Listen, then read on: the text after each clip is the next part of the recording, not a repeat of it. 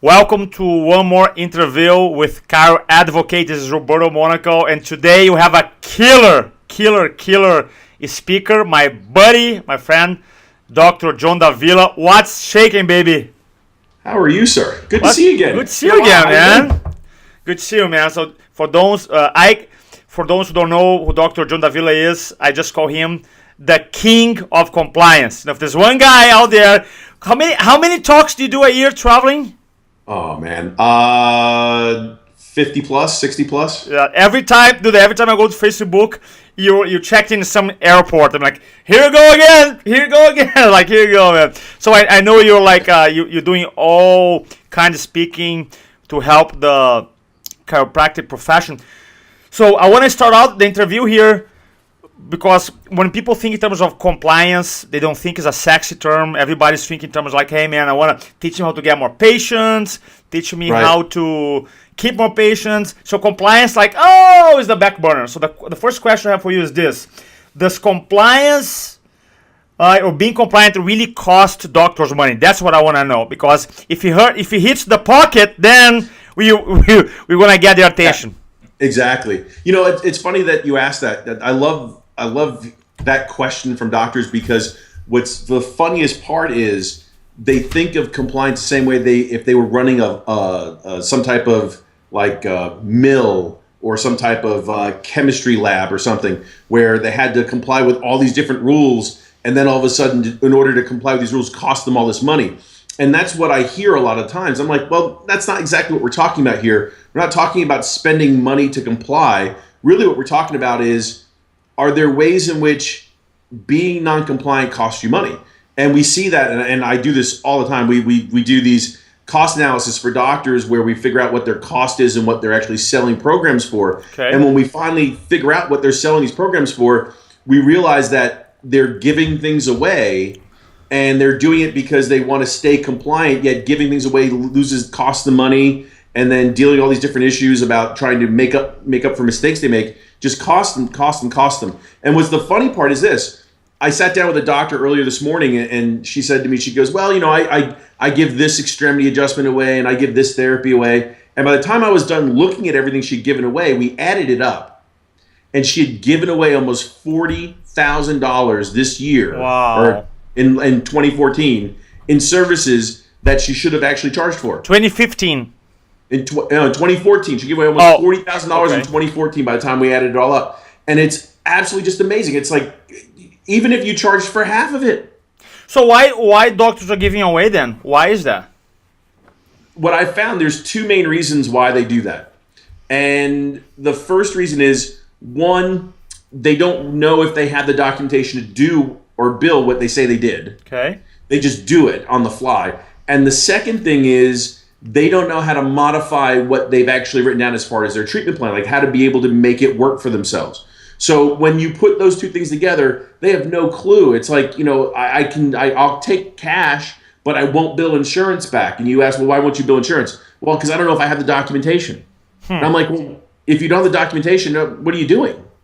You know, because to me, that's the, you know, has nothing to do with who the payer is. It's a risk management issue. Either you document correctly or you don't. And if you don't document correctly, we're in trouble. So it has nothing to do with who the payer is. I mean, not writing it down is bad. But the one thing that we have to get through when it comes down to being compliant is realizing that if you bill for everything you're supposed to do and have a real fee for it, people will pay you for it. People will pay you. It's amazing. Now, every time I talk to you, and you talk a lot, you're very passionate about the compliance topic. Why is that? But because most people like, why he's a compliance nerd? Why is that? You know? Isn't that weird? Yeah. It's there's something mentally wrong with me. I'm like wired totally wrong. I dig this stuff. I really do. And I don't know if it's the way I'm wired or the way I've dealt with it before in the past.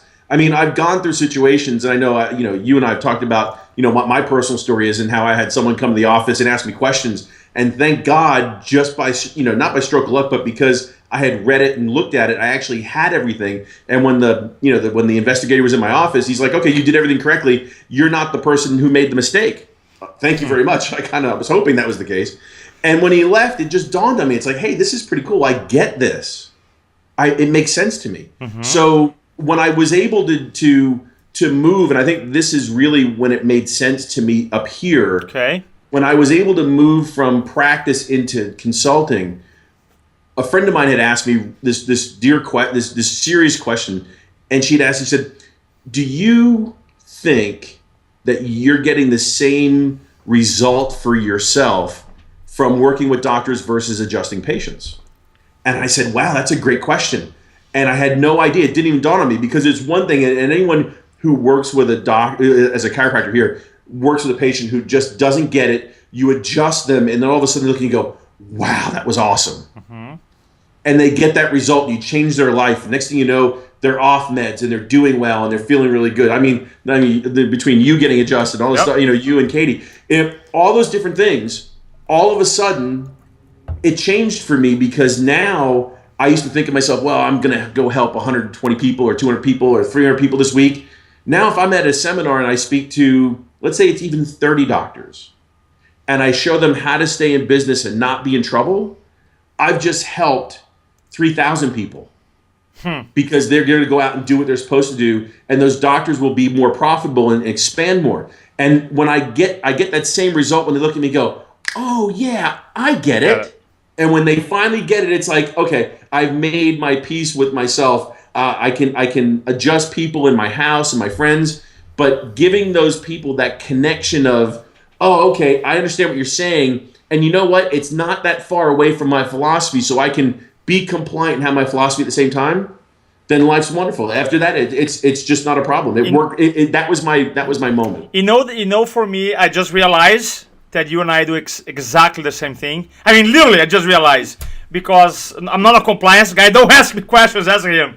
But I've been working with a public speaking presentation skills training for 12 years now, and I realized that the reason excites me, because for me it's not about public speaking, it's about leadership. And when I help someone become a better leader, that person turns around and help and serve a community.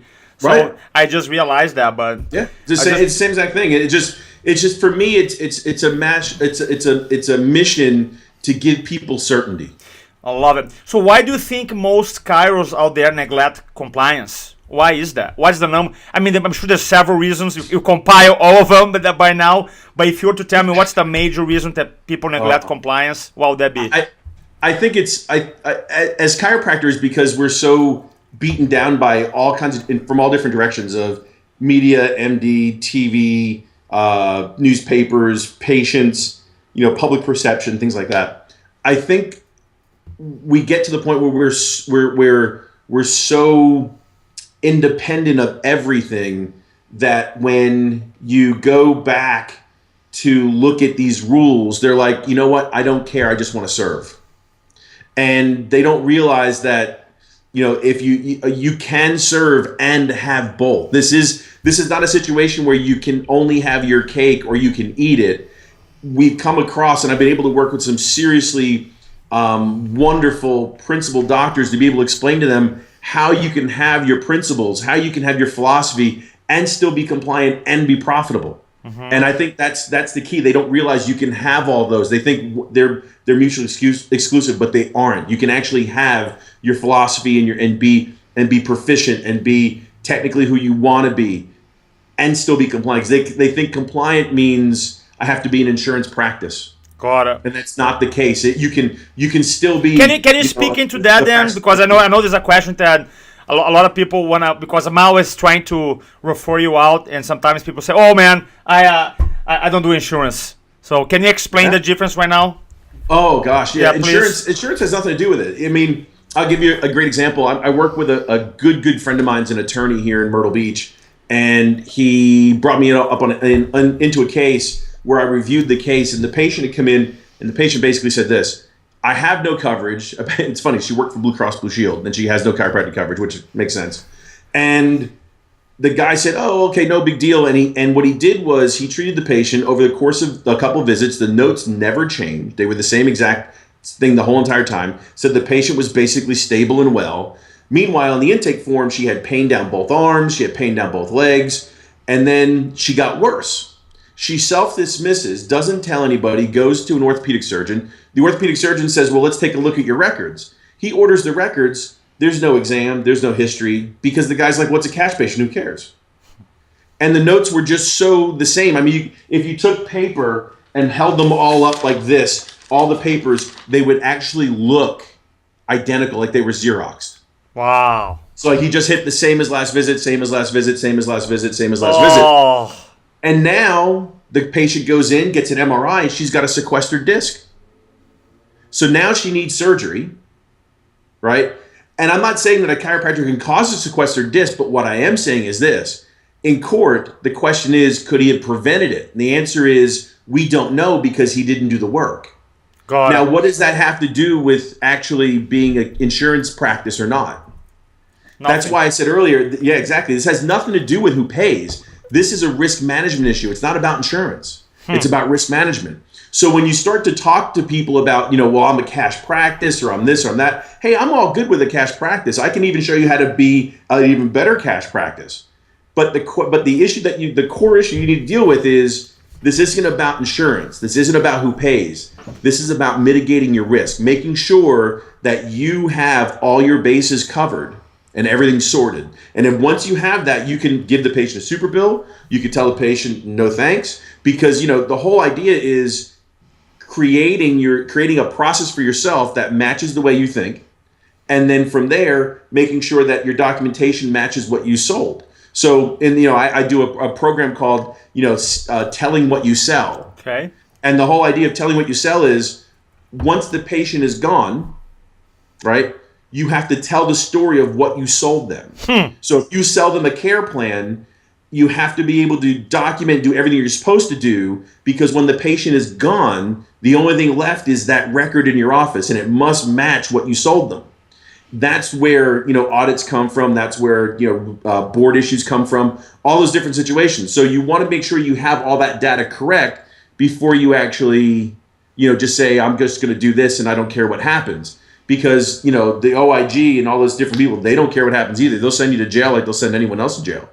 So that's what I want to be able to do, because I honestly believe in what I did for 13 years as far as in practice, and I believe that if you do it correctly, no one will bother you, which is exactly what happened with me. I love that. So when you look your clients that you coach, that come to your classes, you're consulting, what is the average volume of them? There's you're talking about is a big range, a small range. What's the volume? It does range. We get a decent range. We have clients that use our documentation customization or macros. We customize their documentation system, their ChiroTouch or Platinum or Atlas or Future Health or whatever. All those different systems, Building Precision, Genesis, all those different systems that they have, we customize and make them faster. So we've got clinics that will run 2,200 people a week on our macros, and their notes are done when they leave the office. Not 2,200 a month. That's 2,200 a week. So I got clients that range from 2,200 on down to 200 a week or 90 a week. So the people say, do you have we're a busy practice. I go, how many do you see? We see about 300 a week. It ain't that busy. Not compared to some of the clinics I have, from in Canada too, by the way. Not just in the U.S., but also in Canada. Also, I think you were in Puerto Rico too, helping doctors there too, right? Yeah. Oh, God. So you help doctors. So to be clear here, you have clients where America, Puerto Rico, Canada. Yeah. Well, yeah. Puerto Rico is part of the U.S., so it uses Medicare, so it's all the same thing. But yeah, in the U.S. and Canada, and Canada is interesting because I didn't know this until I got the call one day that Canada has Blue Cross Blue Shield. I thought it was all just one national policy. People can actually purchase Blue Cross Blue Shield, and they will audit just like anyone else. So we go up there and we don't use the same diagnosis codes or treatment codes that they use in Canada, different ones, or different process. But the risk management issue, as far as did you hurt somebody, what does the law look like when your notes, risk management wise, that's the same. So in our Canadian program, we actually will give them the documentation they need to do what they need to do and be fast and document what they have. So it's almost the same thing. The only difference is a lot less insurance in Canada as far as reimbursement to doctors. So what is one of your favorite stories when you were speaking? And obviously, we always talk about the law of diminishing intent. People are like, oh yeah, Dr. John Davila, I want to do this, but I want to do that. next month, my back burner. So we always try to help people now. So what is one of your favorite stories? Could be what if you do? I know you have 1,000. What if you do? What if you don't? I can give you the last 5 from the last seminar that I taught. I need to die and buy it right now. Okay, and then they don't buy. So what is one that you were able to help, or someone who maybe didn't follow your advice and got in trouble either, or could it be? Yeah, see, the problem with me is, or with what not the problem with me, but the problem that happens within our program is that I have such, what I do and how I help doctors, everything's so time sensitive. What do you mean? Meaning that you only get one chance to get the note correct. It's time, like if I see the patient, I have, and I don't know if you guys know this or not, if you want to get a pen and write this down, you have 24 hours to finish your note. That's what it is. You have 24 hours to finish your note. If your note's not finished 24 hours, you've got you're A, non-compliant, and B, you've got a flow issue in your practice. You're taking too long with your notes. So what I had this happen. I had a doctor that I saw about 18 months ago in Florida, and he's like, "Oh yeah, I'm gonna use your stuff. Oh yeah, I'm gonna use your stuff," and then he didn't. And a couple weeks ago, he calls me up. "Hey, listen, I need to talk to you today." I'm like, "Okay, cool. Let's get together." And we find out that, he didn't do anything I told him to do. He didn't use anything I told him to use.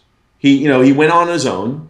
And now, his profile is so bad that he's looking down the barrel of a major audit for at least, 5 figures. And he looks at me, he goes, "Can you help me?" I said, "Yeah, I could have 18 months ago. We could have totally avoided this whole issue if you had just acted now." But now he comes to me and he's like, "Oh, can you help me?" And sometimes it's funny, and I know you'll laugh at this. It almost feels sometimes like I'm a priest. I feel like I should have like a white collar on right here, because people come to me and they're like this: "Forgive me, Father, for I have sinned. Can you please absolve me of my sins so when I die I can go to heaven?" It's like they don't realize this until they're on their deathbed, right? And the doctors I deal with, a certain percentage of them, they're like, "Oh, it won't happen to me," until it does. Yep. And then it becomes, "Hey, how can you help me?" And 90% of the time, it's like, "Listen, I can't help you with what you've already done because, that plane's left the gate. You're not getting on it."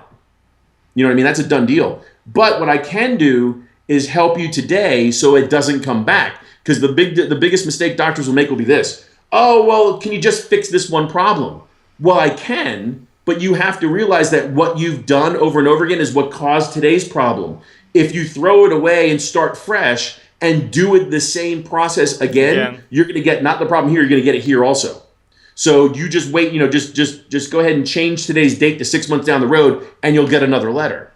And they're like, "Oh no, that's not true." And I can list 5 or 6 clients that got a letter in January, and then okay, fine, they handled it, and then in September got another one. And then a different insurance company, because people will, chiropractors will treat their patients like, all the same. Like they'll treat them all the same. And so that means that they have the same profile with Medicare and Blue Cross and Aetna. And when it finally starts to raise red flags, all these different carriers, then they start getting letters. I had one doctor in New Jersey. Oh my God, they got 4 letters from 3 different insurance carriers, and were in hoc to the different carriers to the tune of like almost $6 million. And it all happened within 8 months. So, because you know what I mean? So they don't realize it. It's like, "Oh, can you help me?" Yeah, but why do you want to go through this? It's almost like when you have and I think I gave you this analogy before, when you're the best driver, you have the best team, the best car, the Ferrari, the best gas, the best highway, you have these little blind spots. And you think, "Oh, it's just small, it's tiny compared to everything else I have. I have the best practice, the best team, everything." But that little blind spot can cause you to crash. Yeah, you know what? You say that, and actually, I was going through some personal stories the other day with a friend, and it dawned on me that I actually had this happen to me, and I put this opening component into telling what you sell, into this. Yep. So in my telling what you sell, we actually go through this. Because I explained to people, so listen, I was a kid. I was a senior in high school, and I was driving one day, and I had this nice, huge 1976 old Cutlass Supreme. I mean, it was a steel monster. It got 8 yards to the gallon. Blah, blah, blah, blah, blah, blah. And so I pull up to an intersection, and this paddle truck goes by me left to right. And I'm like, oh, okay. And I looked, I didn't see anything. Looked to the left, saw the truck. Looked to the right, looked to the left, didn't see anything. And I pulled out. And I said, bam! And I hit this S10 pickup truck or something like small like that.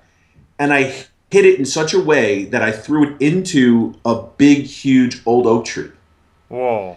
And totally tore the car up. I felt so bad. I never saw the person, right? I went to the hospital. This is a stranger. I didn't know them. I went to the hospital and like apologized profusely that I felt so bad. I didn't know who they were. I didn't know anything about them. I just saw them laying in a hospital bed because I didn't know what was going on.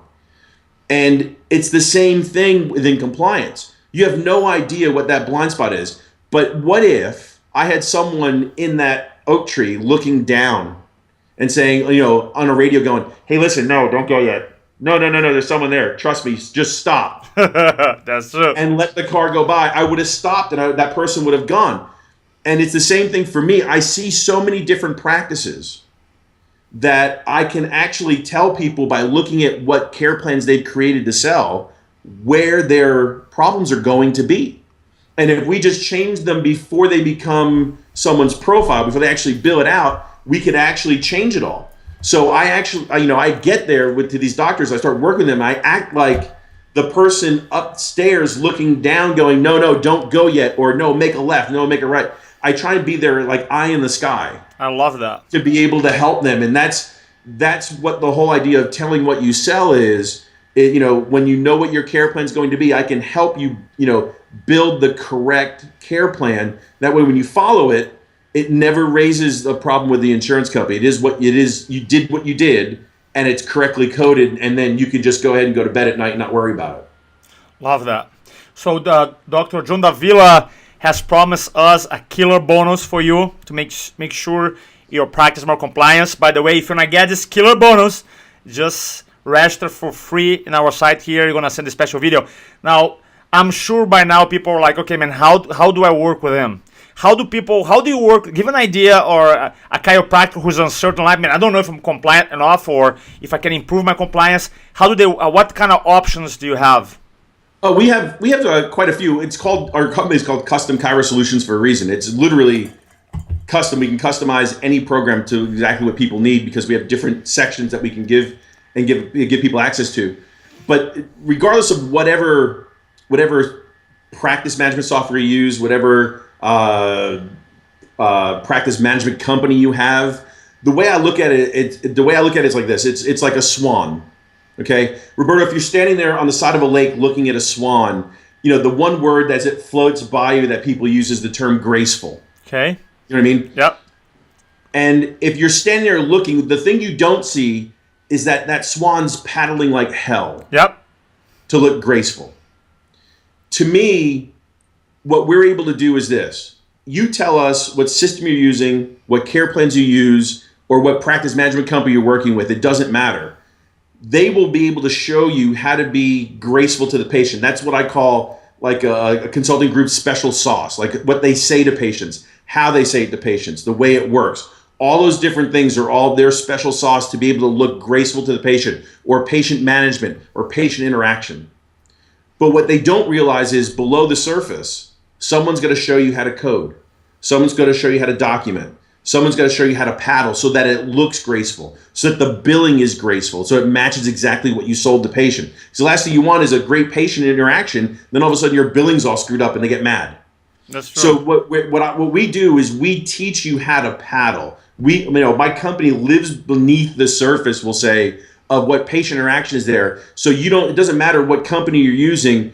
We can go ahead and make whatever care plan you're selling, whatever management style you're using, we can make it compliant because we can actually support that process. And that's the reason that's what we do. We actually, it's like a swan. So the patient thinks management is nice and smooth, but they have no idea how much work it takes to make it look that way between the doctor's education, the doctor's continue education, the management system they use, how they code. All those different things take extra work, yep. But they're also things doctors don't want to do. So we've actually created a whole program where here's how you paddle, just plug in your care plan and your management strategy. And you go and you work with the CA, the doctor, the entire staff. Yeah, all of them. Whatever needs to be done to be able to figure out what their profile would look like. When I mean by profile, I mean, when you send a claim into the insurance company, what does it look like? And people go, well, I'm a cash practice. I get that. But when you give the patient a super bill and they send it to the insurance company, you still have a profile. Yep. So regardless of whether you're accepting assignment or not accepting assignment, we still want to have as many of our claims as possible to be accepted without being denied. Okay. Because if you're a cash upfront practice, or a cash practice as I call it, what happens is this: you give the patient a super bill and the patient gets the claim denied back from the insurance company, they're going to come bother you. Mm-hmm. And as soon as you go, I don't help you, they're going to be gone too. So it's in your best interest to do what you're supposed to do to make it work. Love it. So what's the best way to, is a phone, website, form? Do you have anything that they can contact you at? Of course. The best way to contact me is, I have an email address that works perfect. info@customchirosolutions.com, customchirosolutions.com. You just email me there and get me, and you can set up something. We can definitely take a look and see what your, how to be able to maximize or customize, or even better, I like the term customize or optimize your EMR system. Those are some of the best words that we have. How can we optimize the way your system works to make it work the best for you? That type of thing. So yeah, just info@customchirosolutions.com. Love it. So now Dr. John Davila has a special bonus. So if you want to listen to it, just go and register right now.